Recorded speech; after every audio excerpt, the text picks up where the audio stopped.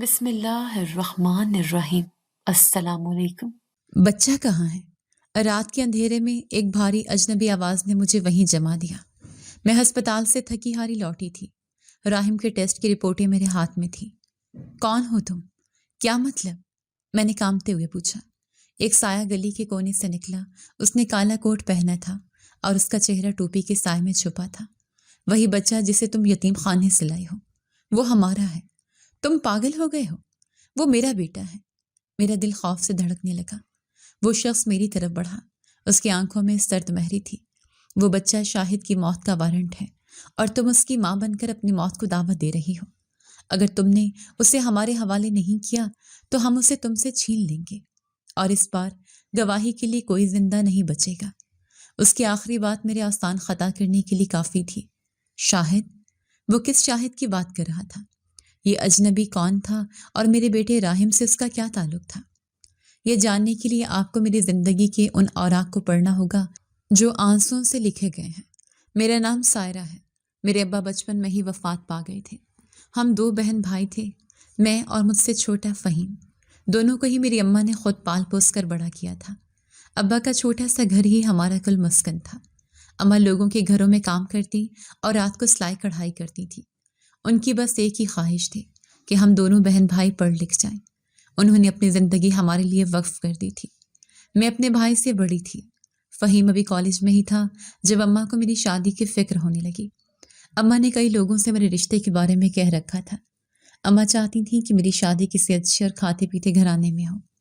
میں خوبصورت تھی، پڑھی لکھی اور سلیقہ مند بھی۔ اماں کہتی تھیں، سائرہ دیکھنا تیرا نصیب کتنا اچھا ہوگا، بس میری زندگی میں تیرے ہاتھ پیلے ہو جائیں۔ پھر ایک امیر گھر سے میرا رشتہ آ گیا۔ اماں کو یہ رشتہ بہت پسند آیا تھا۔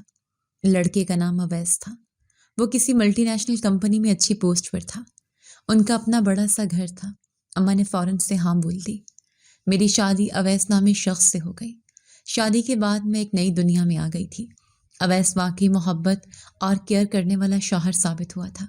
وہ میرا بہت خیال رکھتا۔ اس کے گھر میں اس کی 2 بڑی بھابیاں، اس کی ماں اور ایک چھوٹی بہن نائلہ تھی۔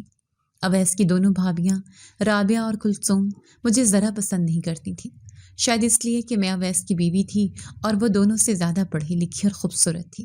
اویس جب بھی میری تعریف کرتا، ان کے چہروں پر ناگواری صاف دکھائی دیتی۔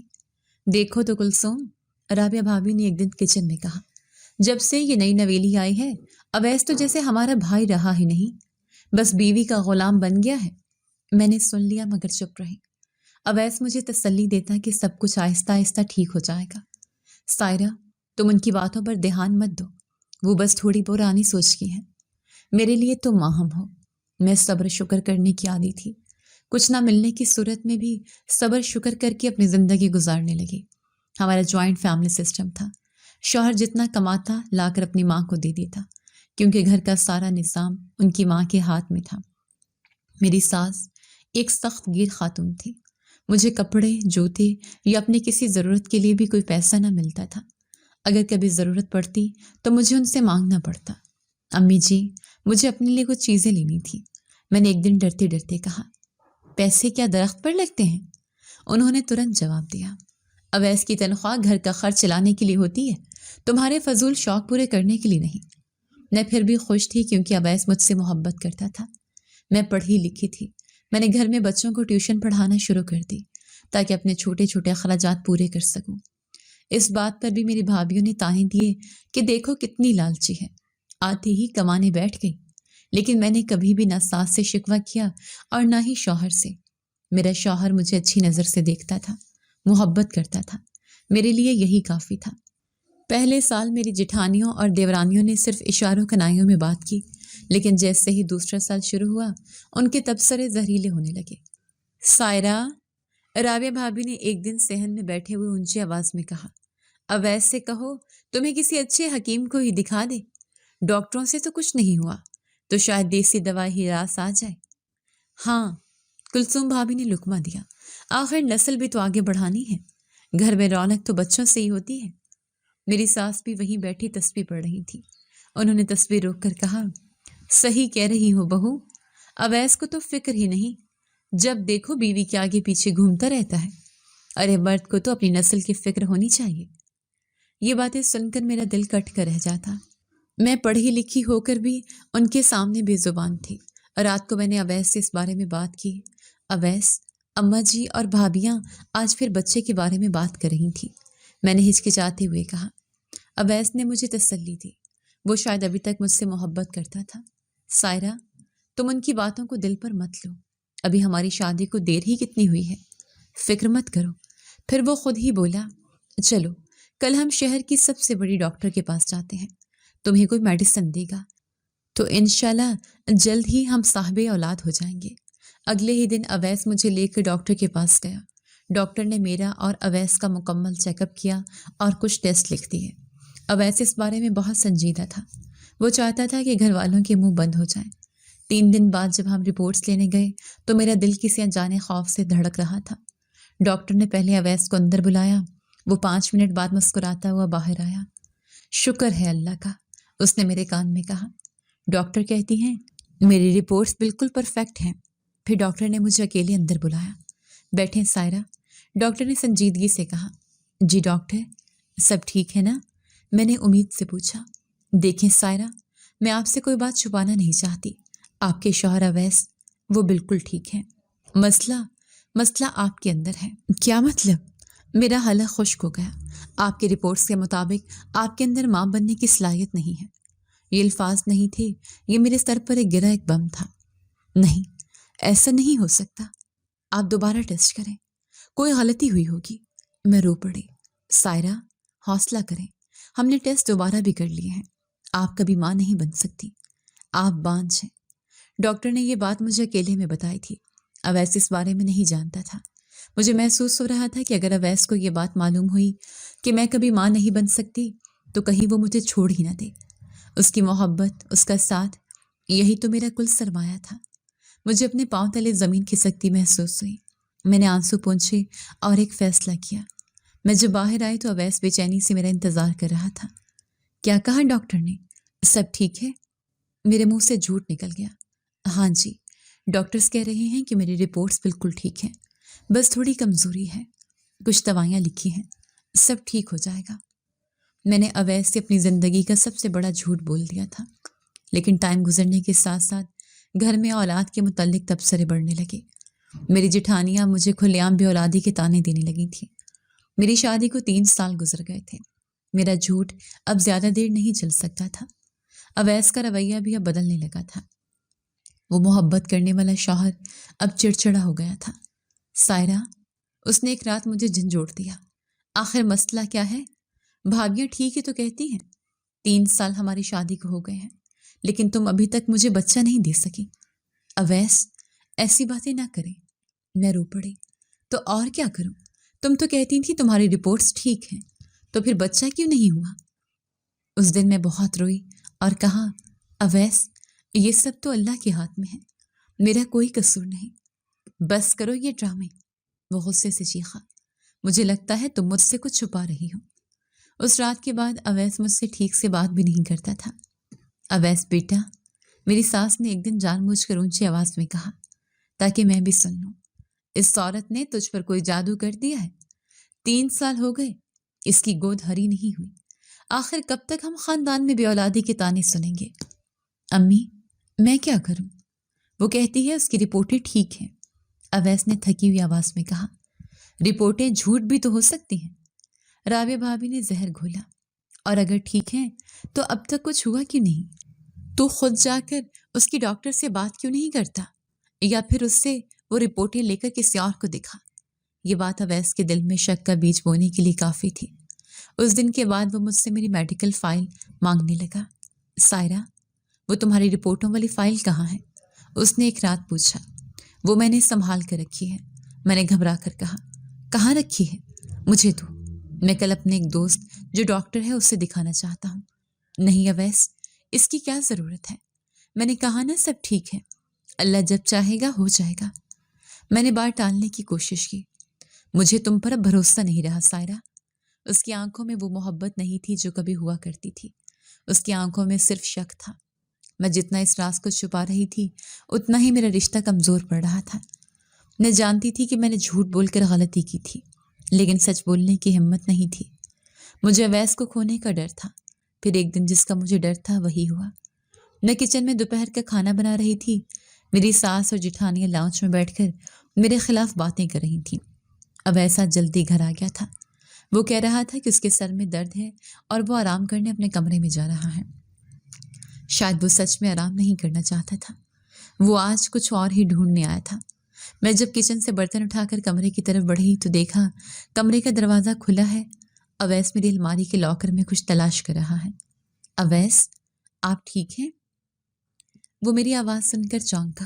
اس کے ہاتھ میں ایک نیلی فائل تھی، وہی فائل جس میں میری زندگی کا سیاہ سچ قید تھا۔ یہ کیا ہے سائرہ؟ اس کی آواز پر سکون تھی، مگر یہ طوفان سے پہلے کی خاموشی تھی۔ یہ میری ڈگریاں ہیں، میں نے ایک اور جھوٹ بولا۔ اچھا؟ اس نے فائل کھولی۔ اس کے چہرے کا رنگ بدلنے لگا۔ اس نے ایک رپورٹ کو غور سے پڑھا۔ اس کا چہرہ غصے سے سرخ ہو گیا۔ وہ فائل ہاتھ میں لیے کمرے سے باہر نکلا۔ امی، بھابھی، سب یہاں آئیں۔ اس کی دھاڑ سے سب لاؤنج میں اکٹھے ہو گئے۔ کیا ہوا اویس؟ کیوں چیخ رہے ہو؟ میری ساس نے پوچھا۔ اویس نے وہ رپورٹیں میرے منہ پر دے ماری۔ پوچھے اپنی اس لاڈلی بہو سے، پوچھے اس جھوٹی عورت سے کہ اس فائل میں کیا ہے۔ کاغذات فرش پر بکھر گئے۔ میں بتاتا ہوں، اویس چیخا، اس میں اس کا بانجپن کا ثبوت ہے۔ یہ عورت، یہ سائرہ کبھی ماں نہیں بن سکتی۔ لاؤنج میں ایک لمحے کو مکمل سناٹا چھا گیا۔ اویس میری بات سنیں۔ میں روتے ہوئے اس کے قدموں میں گر گئی۔ میں آپ کو بتانے والی تھی، میں بس… خاموش، وہ گر جا۔ ایک تو تم کبھی ماں نہیں بن سکتی، اور اوپر سے تم نے یہ بات مجھ سے چھپائی۔ تم نے مجھے دھوکہ دیا ہے۔ ہائے اللہ، میں تو پہلے ہی کہتی تھی۔ میری ساس نے سینے پر ہاتھ مارا۔ اس منحوس نے ہمارا گھر برباد کر دیا۔ دیکھا اویس، بھابھیوں نے بھی موقع غنیمت جانا۔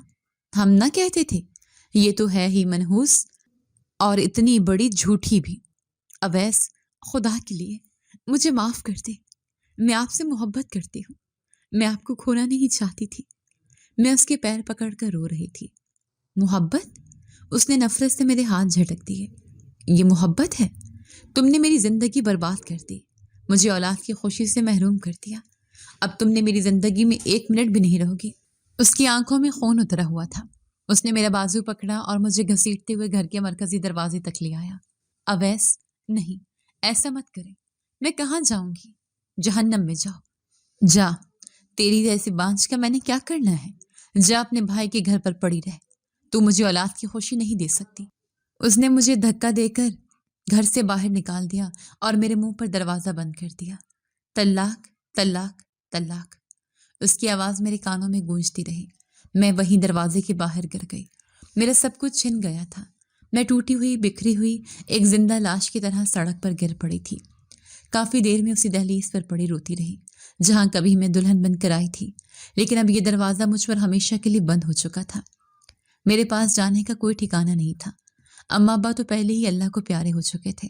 بس ایک ہی رشتہ بچا تھا، میرا بھائی فہیم، وہ بھائی جسے میں نے بڑے لاڈ پیار سے پالا تھا۔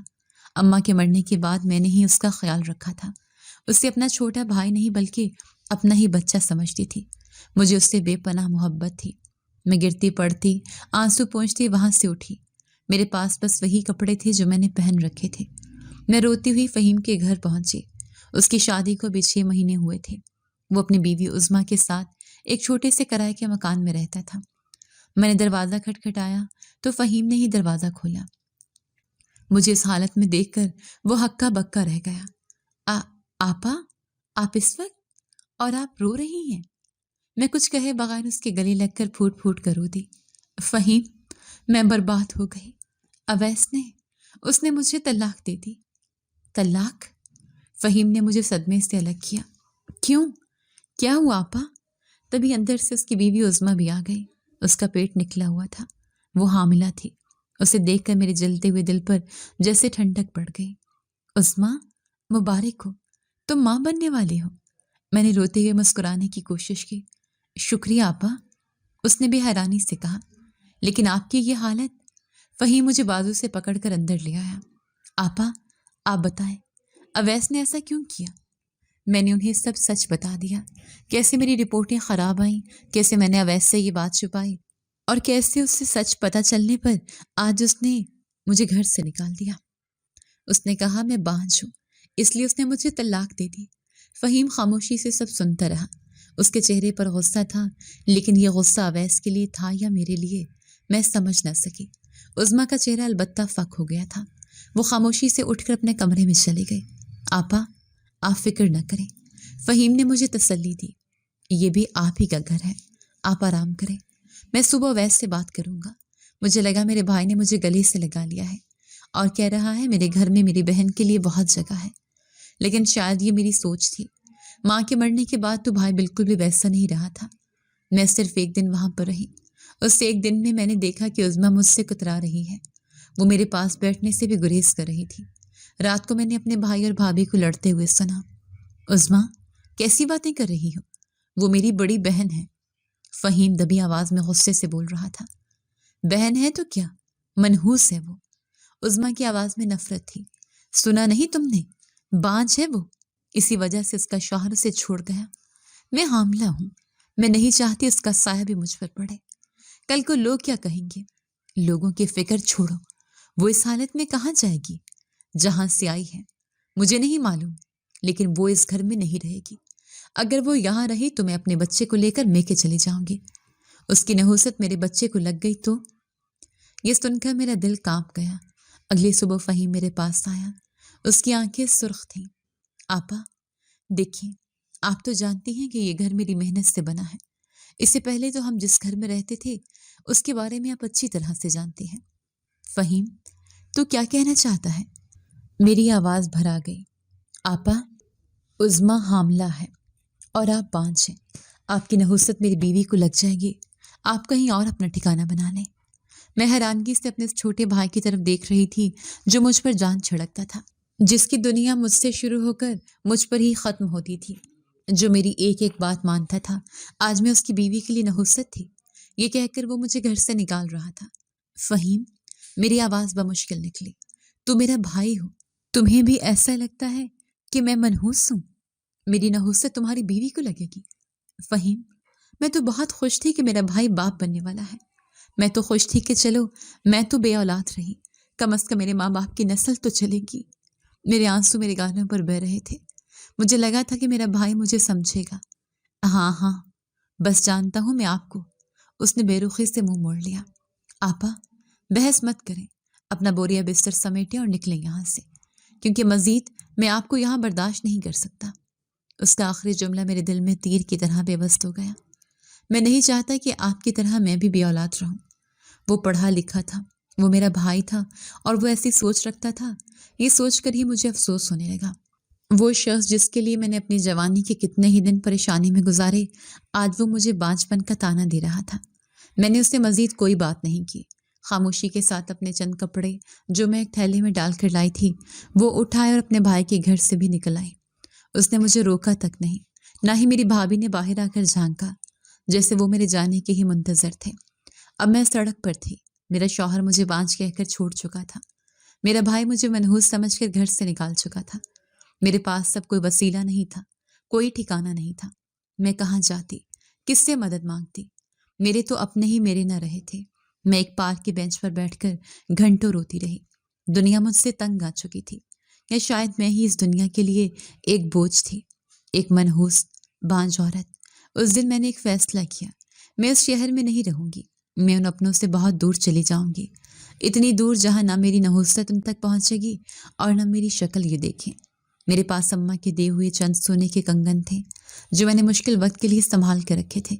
میں نے وہ کنگن بیچے، ان پیسوں سے میں نے ایک بس کا ٹکٹ لیا اور دوسرے شہر چلی گئی، ایک ایسا شہر جہاں مجھے کوئی نہیں جانتا تھا۔ نئے شہر میں آ کر میں نے ایک چھوٹی سی نوکری شروع کر دی۔ میں پڑھی لکھی تو تھی ہی، مجھے ایک اسکول میں کلرک کی نوکری مل گئی، تنخواہ بہت کم تھی، اس لیے میں نے ایک ہاسٹل میں رہنے کا فیصلہ کیا۔ میں ایک چھوٹے سے کمرے میں 6 لڑکیوں کے ساتھ رہتی تھی۔ زندگی بہت مشکل تھی، دن بھر کام کرنا اور رات کو ہاسٹل کے شور میں سونے کی کوشش کرنا، لیکن اس جسمانی تھکن سے زیادہ مجھے ذہنی تھکن مار دیتی تھی۔ میں نے سوچا ایسے کیسے زندگی گزرے گی، میں کس کے لیے زندہ رہوں؟ میرا تو کوئی نہیں ہے، نہ آگے کوئی نہ پیچھے کوئی۔ میں اکثر راتوں کو چھت پر جا کر آسمان کو تکتے رہتی۔ اے اللہ، میں روز اس سے ایک ہی سوال کرتی، تو نے مجھے بانجھ کیوں بنایا؟ اگر بنانا ہی تھا تو مجھ سے میرے سارے رشتے بھی لے لیتا۔ یہ تنہائی مجھ سے برداشت نہ ہوتی۔ ہاسٹل میں ہی میری ایک دوست بنی، اس کا نام سمیرا تھا۔ وہ بھی میری طرح تنہا تھی۔ اس نے ایک دن مجھے اس طرح روتے ہوئے دیکھ لیا۔ کیا بات ہے سائرہ، تم ہر وقت کیوں اداس رہتی ہو؟ میں نے اسے اپنی ساری کہانی سنا دی۔ وہ بہت ہمدرد لڑکی تھی۔ اس نے مجھے تسلی دی۔ سائرہ، جو ہوا برا ہوا، لیکن زندگی تو گزارنی ہے نا۔ کیسی زندگی سمیرا؟ میں بالکل اکیلی ہوں۔ تو اکیلی کیوں رہتی ہو؟ اس نے ایک ایسی بات کہی جس نے میری زندگی کا رخ ہی بدل دیا۔ اچھی رہو گی، یتیم خانے سے کوئی بچہ اڈاپٹ کر لو، ایسے تنہا زندگی نہیں گزرے گی۔ اس کا یہ مشورہ میرے دل کو لگا۔ سمیرا کا یہ مشورہ میرے دل کو لگا تھا۔ اس رات میں سو نہیں سکی۔ ایک بچہ، ایک ایسا رشتہ جو صرف میرا ہو، جسے میں اپنا کہہ سکوں، جسے میں پالوں پوسوں، جس کی ماں کہلاؤں۔ یہ خیال ہی میرے لیے کتنا خوشگوار تھا۔ اگلے ہی دن میں سمیرا کی مدد سے شہر کے سب سے بڑے یتیم خانے گئی۔ وہاں کی انچارج ایک بہت شفیق خاتون تھی۔ بیٹی، تم خود ابھی اتنی کم عمر ہو، انہوں نے میرا بایو ڈیٹا دیکھ کر کہا۔ تم طلاق یافتہ ہو اور اکیلی ہو۔ ایک بچے کی ذمہ داری بہت بڑی ہوتی ہے۔ میڈم، میں جانتی ہوں، میں نے اپنے آنسو ضبط کرتے ہوئے کہا، لیکن میرے جینے کی کوئی وجہ نہیں ہے۔ میں بانجھ ہوں، اس لیے میرے شوہر نے مجھے چھوڑ دیا۔ میرا بھائی مجھے منحوس سمجھتا ہے۔ مجھے اس معاشرے میں جینے کے لیے ایک سہارے کی ضرورت ہے، ایک ایسا رشتہ جسے میں اپنا کہہ سکوں۔ شاید میری سچائی ان کے دل کو چھو گئی۔ قانونی کارروائی میں کچھ دن لگے۔ میں نے اپنا بایو ڈیٹا جمع کروا دیا تھا۔ پھر وہ دن آیا جب یتیم خانے سے مجھے کال آئی۔ میں بھاگتی ہوئی وہاں پہنچی۔ یہ لو سائرہ، انچارج نے مسکراتے ایک بچے کو میری گود میں ڈالا۔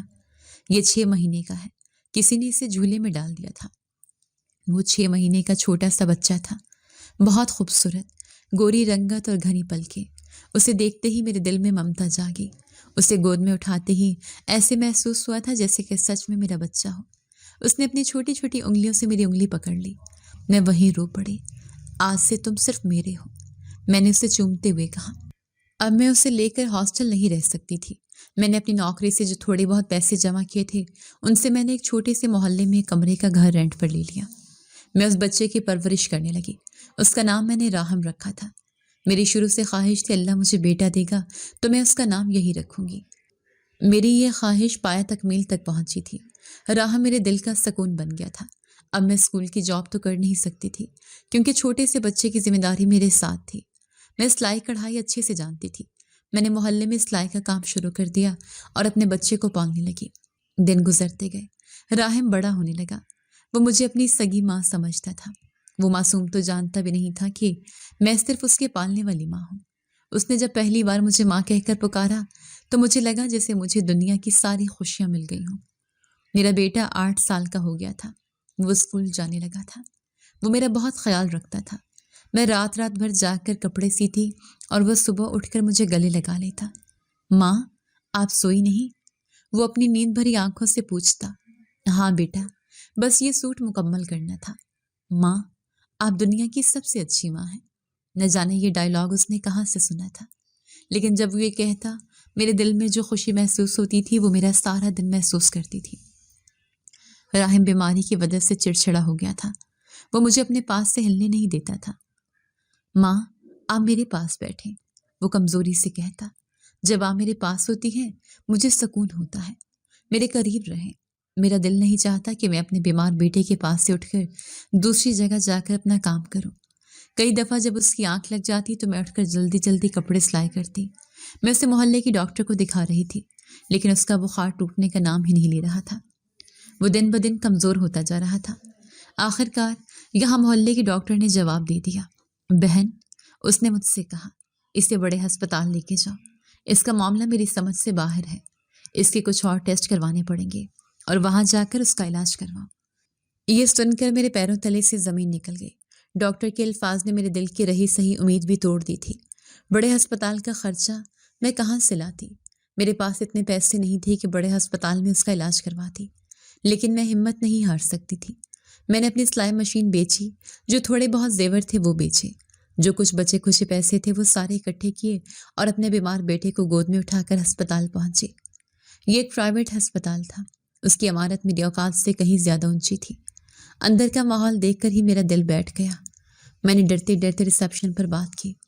مجھے بچے کو دکھانا ہے، اسے بہت تیز بخار ہے جو اتر نہیں رہا۔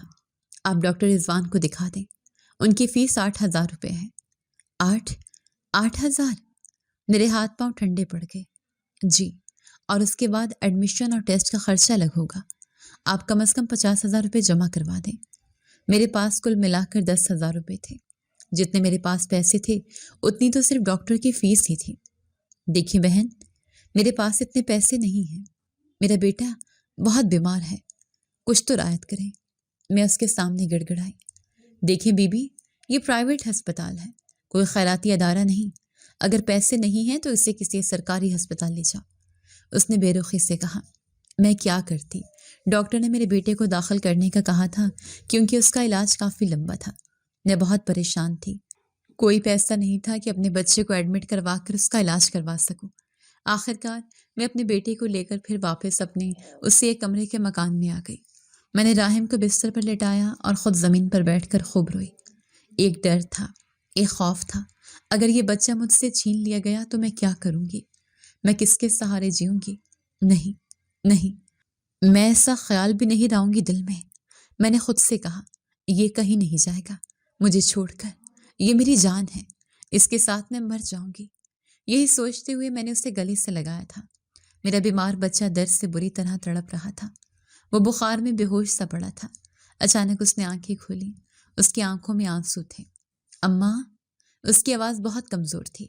جی میرے بچے، میری جان۔ اماں، میرے بابا کہاں ہیں؟ اس کے اس سوال پر میری آنکھوں سے آنسو زاروں قطار نکلنے لگے۔ میں اسے کیا جواب دیتی؟ تبھی وہ خود ہی بولا، میں جانتا ہوں ماں، میرے بابا اللہ پاس ہے نا۔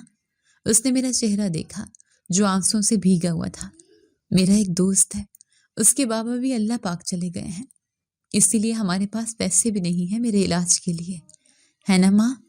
وہ درد سے بری طرح تڑپتے ہوئے ایسے بول رہا تھا، پھر اس نے اپنے ننھے ہاتھ اٹھائے اور روتے ہوئے بولا، اللہ میرے بابا کو بھیج دیں، مجھے ان کی ضرورت ہے۔ اس کے یہ الفاظ میرا دل چیر گئے تھے، لیکن میں جانتی تھی کہ اس کی دعا کبھی پوری نہیں ہوگی، کیونکہ اس کا تو کوئی باپ ہی نہیں تھا، وہ تو ایک یتیم تھا۔ وہ بچہ اپنی بیماری کی حالت میں رو رو کر اللہ سے کہہ رہا تھا، اللہ میرے بابا کو بھیج دے، مجھے اور میری ماں کو میرے بابا کی ضرورت ہے۔ میں خاموشی کے ساتھ اس کے پہلو میں لیٹی اس کے بالوں کو سہلا رہی تھی۔ میری آنکھوں سے مسلسل آنسو بہ رہے تھے۔ کاش کوئی ایسا وسیلہ ہوتا، کہیں سے میرے بیٹے کے علاج کے لیے پیسے آ جاتے اور میں اس کا علاج کرواتی۔ معاف کر دینا میرا بیٹا، میں تمہاری اچھی ماں نہیں ہوں۔ یہی کہتے ہوئے میں نے اسے اپنے سینے سے لگایا تھا۔ آدھی رات کا وقت تھا، میرا بچہ درد سے کرا رہا تھا، نیند میری آنکھوں سے بھی کوسوں دور تھی۔ ایسے لگ رہا تھا کہ بچے کی بیماری کم ہے اور میں زیادہ بیمار ہوں۔ میں اٹھ کر بیٹھی تھی اور بچے کو تڑپتے ہوئے دیکھ کر دل میں بار بار خیال آ رہا تھا کہ صبح اٹھتے ہی کسی سے مدد مانگوں گی، اپنے بچے کی خاطر میں بھیک بھی مانگ لوں گی، پھر اس کا علاج کرواؤں گی۔ لیکن تھوڑی ہی دیر کے بعد میرے ہوش اڑ گئے۔ اچانک کچن کی کھڑکی سے شیشہ ٹوٹنے کی آواز آئی۔ آدھی رات کے وقت گھر کی کھڑکی سے ایک زخمی شخص گھر کے اندر کودا تھا۔ کون ہے یہاں؟ میں چیخی تھی۔ میرا بیٹا ڈر کر میری گود میں دبک گیا اور آہستہ آہستہ کراہنے لگا۔ وہ زخمی شخص ہماری طرف بڑھا۔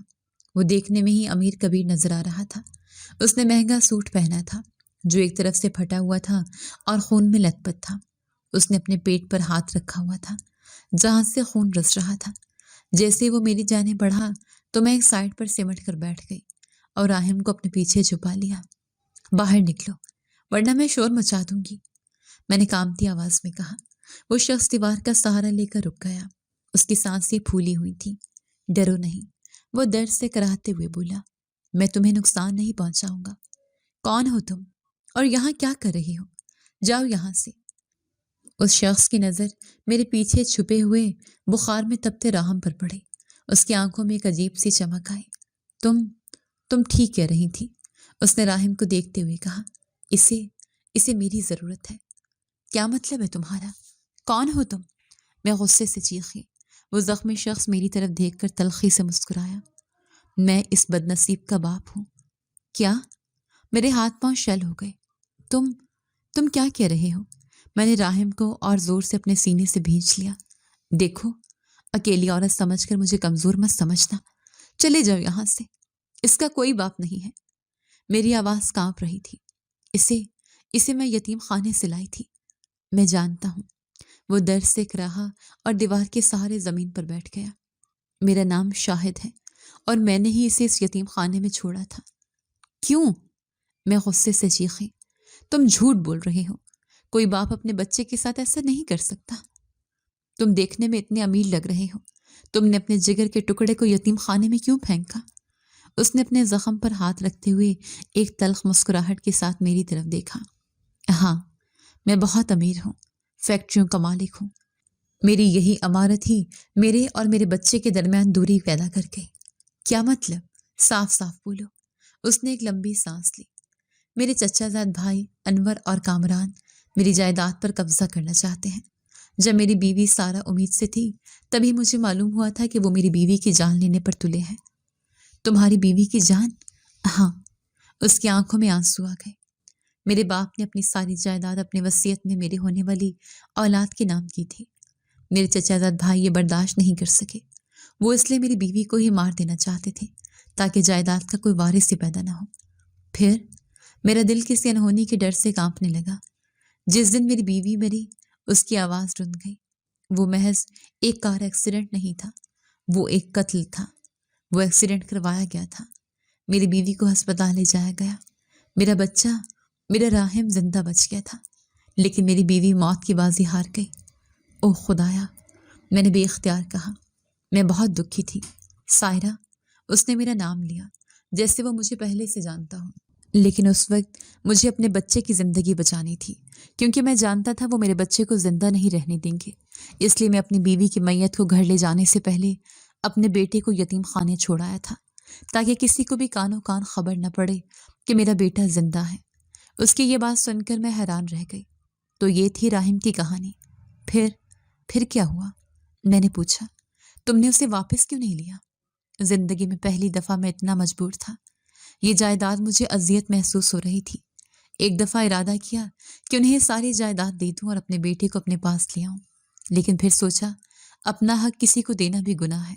بس جب میرا بیٹا 10 سال کا ہو جاتا تو یہ جائیداد قانونی طور پر اس کے نام ہو جانی تھی۔ پھر مجھے کوئی خطرہ نہیں تھا۔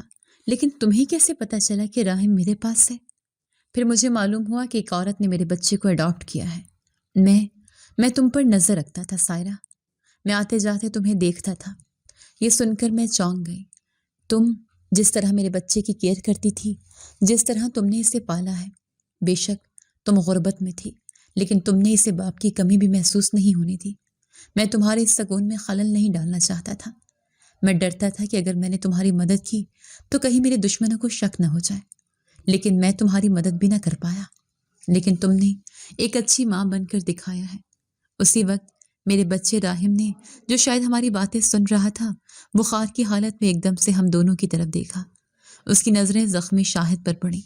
اماں، اس نے کمزوری سے میرا ہاتھ پکڑا۔ اماں دیکھو، میرے بابا آ گئے ہیں نا۔ یہ سن کر شاہد کے صبر کا بندھن ٹوٹ گیا۔ وہ اپنے زخم کی پرواہ نہ کرتے ہوئے آگے بڑھا اور میرے راہم کو گلے سے لگا لیا۔ ہاں بیٹے، وہ پھوٹ پھوٹ کر رو دیا۔ میں آ گیا ہوں، تمہارا بابا آ گیا ہے، اب میرا بیٹا کبھی اذیت میں نہیں رہے گا۔ اس نے راہم کا ماتھا چوما، پھر اس نے میری طرف دیکھا۔ سائرہ، صرف 2 سال اور اس کو تم نے محفوظ رکھنا ہے۔ لیکن آپ، میں نے اس کے گہرے زخم کی طرف اشارہ کیا، آپ زخمی کیسے ہوئے؟ انہیں ظالموں نے، اس نے نفرت سے کہا، انہوں نے آج مجھ پر قاتلانہ حملہ کیا ہے۔ میں بمشکل جان بچا کر سیدھا یہاں پہنچا ہوں تاکہ میں یہ وصیت نامہ تمہیں دے سکوں۔ اس نے اپنی جیب سے ایک لفافہ نکالا۔ یہ وصیت نامہ تم سنبھال کے رکھو۔ اگر میں ان دشمنوں کے ہاتھوں مارا بھی گیا تو وہ جائیداد میرے بیٹے کی ہی رہے گی۔ پھر اس نے ایک اور لفافہ میری طرف بڑھایا۔ وہ نوٹوں سے بھرا ہوا تھا۔ یہ رکھو، یہ اپنے اور میرے بیٹے کے لیے رکھو، کل ہی اسے سب سے بڑے ہسپتال لے جاؤ۔ اس نے راہم کو ایک بار پھر پیار کیا اور دروازے کی طرف بڑھا۔ رکو، تم جا رہے ہو؟ ہاں، میرا یہاں رکنا تم دونوں کے لیے خطرہ ہے۔ اور اس سے پہلے کہ میں کچھ اور کہتی، وہ رات کے اندھیرے میں غائب ہو گیا۔ اگلے ہی دن میں نے اپنے بیٹے کو ہاسپٹل میں ایڈمٹ کروایا اور اس کا علاج شروع کروا دیا۔ شاہد کے دیے ہوئے پیسوں سے راحم کا علاج بہترین طریقے سے ہونے لگا۔ کچھ ہی دنوں میں وہ تندرست ہو گیا تھا، لیکن اب میرے دل میں ایک نیا خوف بیٹھ گیا تھا، شاہد کا خوف اور اس کے دشمنوں کا خوف۔ میں نے وہ وصیت نامہ جو اس نے مجھے دیا تھا اسے اپنی جان سے زیادہ سنبھال کر رکھا تھا۔ مجھے راحم کے مستقبل کی فکر تھی۔ میرا بیٹا صحت یاب ہونے کے بعد مجھ سے بار بار ایک ہی سوال کرتا، اماں میرے بابا دوبارہ کب آئیں گے؟ آئیں گے بیٹا، میں اسے تسلی دیتی، وہ بہت ضروری کام سے گئے ہیں، انہوں نے وعدہ کیا ہے وہ جلد لوٹیں گے۔ اماں بابا بہت اچھے ہیں نا، وہ میرے لیے کتنے سارے پیسے دے گئے تھے، وہ معصومیت سے کہتا۔ میں بس مسکرا دیتی۔ میں اسے کیسے بتاتی کہ وہ پیسے اس کے باپ نے اپنی جان خطرے میں ڈال کر اسے دیے تھے۔ کچھ ہفتے گزر گئے، میں نے شاہد کے پیسوں سے ایک نئی سلائی مشین خرید لی تھی اور اپنے کام کو دوبارہ شروع کر دیا تھا۔ میں نہیں جانتی تھی کہ راحم کے باپ کی دولت کا ایک پیسہ بھی میری ذات پر خرچ ہو۔ میں اپنے بیٹے کی بہترین پرورش کرنا چاہتی تھی۔ پھر ایک دن جب میں سلائی کر رہی تھی اور راحم صحن میں کھیل رہا تھا، ہمارے چھوٹے سے محلے کی تنگ گلی میں ایک ایسی گاڑی آ کر رکی جس نے سب کو حیران کر دیا، ایک چمکتی ہوئی کالی مرسڈیز۔ میرا دل دھک سے رہ گیا۔ اس سے پہلے کہ میں کچھ سمجھ پاتی، راحم چیختا ہوا اندر آیا، اماں اماں وہ بابا آ گئے ہیں۔ میں بھاگ کر دروازے پر آئی۔ وہی شخص تھا، شاہد، لیکن اب کی بار وہ زخمی نہیں تھا، وہ مایوس نہیں تھا۔ اس نے ایک مہنگا نیلے رنگ کا سوٹ پہنا ہوا تھا۔ وہ مکمل طور پر صحت مند اور پر اعتماد لگ رہا تھا۔ وہ واقعی اس شہر کا بہت بڑا بزنس مین لگ رہا تھا۔ اس نے راحم کو دیکھتے ہی اپنی باہیں پھیلا دی۔ راحم میرے بیٹے۔ راحم بھاگ کر اس کی گود میں سما گیا۔ شاہد نے اسے اٹھا کر چوما۔ وہ منظر اتنا خوبصورت تھا کہ میری آنکھوں میں آنسو آ گئے۔ آپ؟ میں نے ہچکچاتے ہوئے کہا۔ آپ ٹھیک ہیں؟ شاہد نے راحم کو گود میں لیے میری طرف دیکھا۔ میں بالکل ٹھیک ہوں سائرہ، اور اس کی واحد وجہ آپ ہیں۔ آپ کا بہت شکریہ، آپ نے میرے بیٹے کو بچا لیا۔ اندر آئیے، میں نے راستہ چھوڑتے ہوئے کہا۔ وہ ہمارے چھوٹے سے کمرے میں داخل ہوا۔ اس کی موجودگی سے یہ کمرہ اور بھی تنگ محسوس ہونے لگا۔ اس نے کمرے کی خستہ حالی کو دیکھا جہاں راحم اور میں رہتے تھے۔ مجھے معاف کر دینا سائرہ، اس نے راحم کو نیچے اتارتے ہوئے کہا۔ میں نے آپ دونوں کو اس حال میں رہنے دیا نہیں، میں نے جلدی سے کہا۔ آپ کے دشمن، وہ لوگ، ان کا کیا ہوا؟ شاہد کے چہرے پر سختی آ گئی۔ انور اور کامران، میرے چچا زاد بھائی، وہ اپنے انجام تک پہنچ گئے ہیں۔ کیا مطلب؟ وہ اب سلاخوں کے پیچھے ہیں۔ جس رات میں زخمی ہو کر آپ کے پاس آیا تھا، اس کے بعد میں نے ہمت نہیں ہاری۔ میں نے ان کے خلاف وہ تمام ثبوت اکٹھے کروا لیے جو انہیں مجرم ثابت کرنے کے لیے کافی تھے۔ وہ وصیت نامہ جو میں نے آپ کو دیا تھا وہ اصلی تھا۔ میں نے اس کی کاپیاں پہلے ہی اپنے وکیل کو دے دی تھیں۔ ان ظالموں نے مجھے مارنے کی پوری کوشش کی، لیکن اللہ نے مجھے میرے بیٹے کے لیے بچا لیا۔ اب قانون نے اپنا کام کر دیا ہے۔ میرے بیٹے کی جائیداد اور اس کی زندگی دونوں اب محفوظ ہیں۔ میں نے سکون کا سانس لیا۔ شکر ہے اللہ کا۔ شاید کچھ دیر خاموش رہا، پھر اس نے میری طرف سنجیدگی سے دیکھا۔ سائرہ، میں آج یہاں آپ کا شکریہ ادا کرنے اور اپنے بیٹے کو لینے آیا ہوں۔ یہ سننا تھا کہ میرے پیروں تلے زمین نکل گئی۔ راحم کو لینے؟ کیا مطلب؟ میری آواز کانپ گئی۔ میں اسے اس غربت سے نکال کر اپنے محل میں لے جانا چاہتا ہوں۔ اسے وہ زندگی دینا چاہتا ہوں جس کا وہ حقدار ہے۔ ہاں، میں نے آنسو پیتے ہوئے کہا۔ ہاں، وہ اس کا حقدار ہے، وہ آپ کا بیٹا ہے، آپ اسے لے جا سکتے ہیں۔ میرا دل ٹوٹ کر گرنے ہی والا تھا کہ راحم جو ہماری باتیں سن رہا تھا بھاگ کر مجھ سے لپٹ گیا۔ نہیں، میں اماں کے بغیر کہیں نہیں جاؤں گا۔ بابا، آپ بھی ہمارے ساتھ یہیں رہے نا؟ شاید اپنے بیٹے کی بات پر مسکرا دیا۔ میں وہی کہنے والا تھا سائرہ، میں راحم کو اس کی ماں سے جدا نہیں کرنا چاہتا۔ اس نے میری طرف دیکھا۔ سائرہ، میں اپنے بیٹے کا دل نہیں توڑنا چاہتا، وہ آپ کے بغیر ایک پل نہیں رہ سکتا، اور سچ تو یہ ہے کہ آپ نے اسے ماں بن کر پالا ہے۔ میں نہیں چاہتا کہ وہ آپ سے الگ ہو۔ وہ ایک لمحے کو رکا، پھر بولا، اس لیے سائرہ، میں تم سے شادی کرنا چاہتا ہوں۔ میں نے صدمے سے اس کی طرف دیکھا۔ شادی؟ مجھ سے؟ شاہد صاحب، آپ کیا کہہ رہے ہیں؟ آپ کہاں اور میں کہاں؟ سائرہ، مجھے میرے بیٹے کے لیے ایک مکمل خاندان چاہیے، لیکن میں رو پڑی۔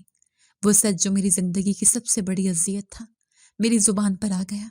میں میں آپ کو وہ خاندان نہیں دے سکتی شاہد صاحب، میں بانجھ ہوں، میں بچہ پیدا نہیں کر سکتی، اس لیے میرے شوہر نے مجھے طلاق دی تھی، میں آپ کو وارث نہیں دے سکتی۔ میں نے یہ الفاظ کہے اور زمین پر گرنے کے لیے تیار ہو گئی، لیکن شاہد نے مجھے حیران کر دیا۔ وہ مسکرایا۔ تو کیا ہوا؟ آپ نے سنا نہیں؟ میں نے حیرت سے کہا۔ میں نے کہا میں بانجھ ہوں، اور میں نے کہا مجھے اس سے غرض نہیں۔ اس کی آواز میں اتنی سچائی تھی کہ میرا دل پگھل گیا۔ سائرہ، میرا ایک بیٹا ہے، راہم، یہی میری جائیداد کا وارث ہے، یہی میرا کل سرمایہ ہے۔ مجھے اور اولاد کی خواہش نہیں ہے، مجھے صرف اپنے بیٹے کی خوشی چاہیے، اور اس کی خوشی آپ سے وابستہ ہے۔ اس نے آگے بڑھ کر میرا ہاتھ تھامنے کی کوشش کی، پھر رک گیا۔ سائرہ، ماں وہ نہیں ہوتی جو جنم دیتی ہے، ماں وہ ہوتی ہے جو پالتی ہے۔ آپ نے صحیح معنوں میں ماں بن کر دکھایا ہے۔ میں اپنے بیٹے کو اس کی سچی ماں سے الگ نہیں کر سکتا۔ کیا آپ مجھ سے شادی کریں گی؟ راہم نے خوشی سے چیختے ہوئے میرا ہاتھ پکڑا۔ اماں پلیز، ہاں بول دینا۔ میں نے روتے ہوئے ہاں میں سر ہلا دیا۔ اس شخص نے مجھ سے شادی کر لی اور مجھے اور میرے بیٹے کو اپنے عالیشان گھر لے گیا۔ شاہد سے میری شادی بہت سادگی سے ہوئی۔ نکاح کے وقت میں مسلسل رو رہی تھی۔ یہ خوشی کے آنسو تھے، وہ خوشی جو مجھے اویس یا فہیم، میرے شوہر اور میرے بھائی کبھی نہ دے سکے۔ شاہد نے مجھے وہ مقام دیا تھا جس کا میں نے کبھی خواب میں بھی نہیں دیکھا تھا۔ جب میں راہم کا ہاتھ تھامے شاہد کے عالیشان گھر میں داخل ہوئی تو میں گھبرا رہی تھی۔ یہ ایک محل تھا، میں جو ایک کمرے کے مکان میں رہی تھی، اتنے بڑے گھر کی مالکن بننے والی تھی۔ سائرہ، شاہد نے میرے قریب آ کر کہا، یہ گھر، یہ دولت، یہ سب راہم کا ہے، اور تم اس کی ماں ہو۔ آج سے تم اس گھر کی مالکن ہو۔ اس نے گھر کے تمام ملازمین کو جمع کیا اور میرا تعارف کروایا۔ یہ سائرہ بیگم ہے، میری بیوی اور راہم کی ماں۔ انہیں کبھی کسی شکایت کا موقع نہ ملے۔ زندگی بدل گئی تھی۔ میں نے راہم کا داخلہ شہر کے بہترین اسکول میں کروا دیا۔ میں خود اسے تیار کرتی، اسے اسکول چھوڑنے جاتی۔ شاہد نے میرے لیے دنیا کی ہر آسائش لا کر رکھ دی تھی، لیکن میرے لیے سب سے بڑی دولت میرا بیٹا راہم تھا۔ وہ صحت مند ہو رہا تھا اور خوش تھا۔ میں اکثر راتوں کو سوتے ہوئے راہم کو دیکھتی اور اللہ کا شکر ادا کرتی۔ یا اللہ، میں سوچتی، تو نے مجھے بانجھ بنایا، لیکن ماں کہلوانے کا حق مجھ سے نہیں چھینا۔ شاہد ایک بہترین شوہر اور اس سے بھی بڑھ کر ایک بہترین باپ تھا۔ وہ راہم پر جان چھڑکتا تھا، لیکن اس نے کبھی مجھے یہ احساس نہیں ہونے دیا کہ راہم میرا سگا بیٹا نہیں۔ وہ مجھ سے اتنی محبت کرتا تھا جتنی شاید ہی کوئی شوہر اپنی بیوی سے کرتا ہو۔ وقت پڑ لگا کر اٹھتا گیا۔ ان خوشیوں میں 12 سال کیسے گزر گئے پتہ ہی نہیں چلا۔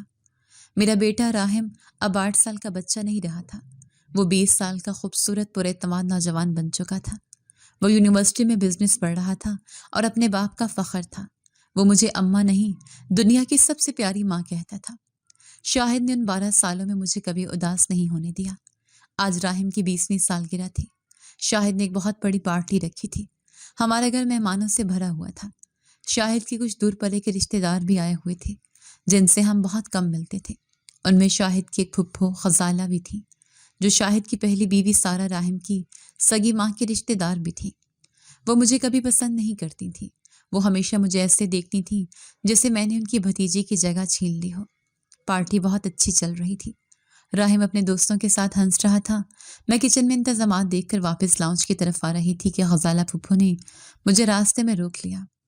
ماشاء اللہ سائرہ، ان کی آواز میں زہر بھرا تھا، خوب قسمت چمکائی ہے تم نے۔